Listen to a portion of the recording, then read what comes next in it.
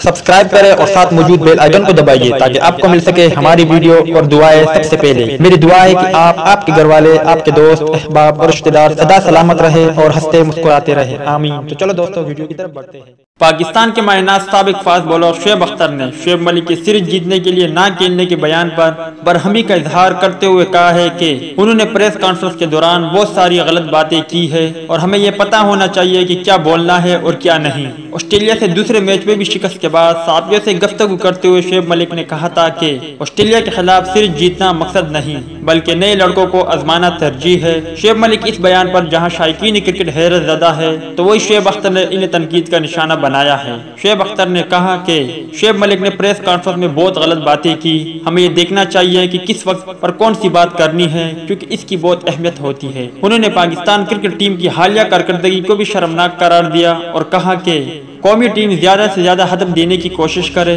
क्योंकि modern cricket में ये बहुत जरूरी है। तो दोस्तों ये थी शعیب मलिक और शعیب अख्तर के हवाले से कुछ अपडेट। उम्मीद करता आपको पसंद आई होगी। इस अपडेट के मुताबिक अपनी राय का इजहार कमेंट बॉक्स में जरूर दें।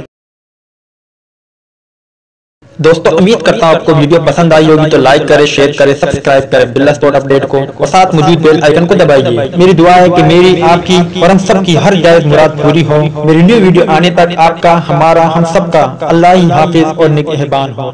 आमीन। वीडियो देखने का शुक्रिया। अल्लाह।